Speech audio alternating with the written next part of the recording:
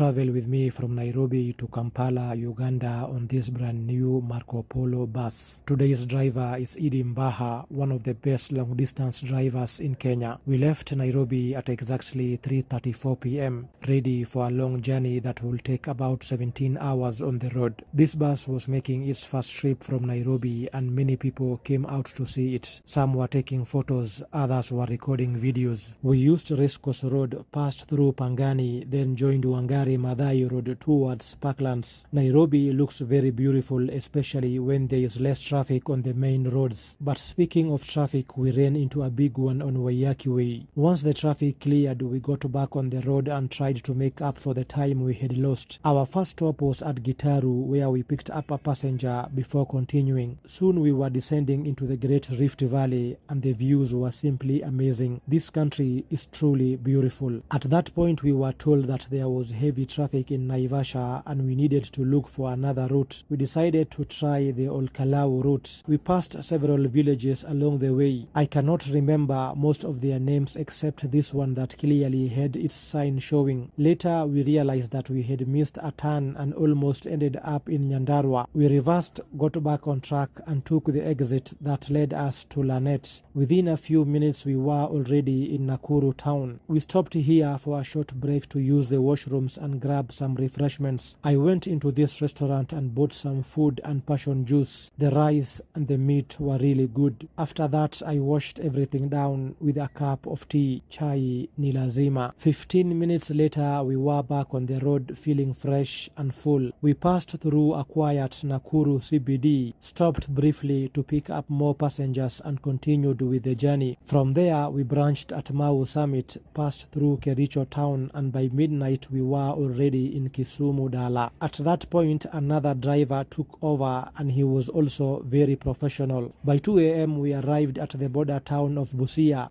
We crossed to the Ugandan side and it was time to clear with immigration. I exchanged some of my Kenyan shillings here. You have to be very careful with these money changers, otherwise watakuosha. My 5,000 Kenyan shillings became about 135,000 Ugandan shillings and for a moment I felt a little bit richer. I immediately went to this small canteen to try out my new Ugandan money. I bought a snack wrapped in a black paper bag, the kind that was banned in Kenya many years ago, and of course a cup of tea. The tea leaves refused to mix with the milk even after stirring for 5 minutes. That is when I realized I had left my country, known for having some of the best tea in the world. The snack was huge and very oily and I could not finish it. The tea was also not very exciting. About 1 hour later we were back on the bus and on the road again. A few minutes after leaving Busia, the Ugandan police stopped us for a thorough check. We spent about 20 minutes here. Our next stop was Jinja town, where we were stopped again by the police for another check.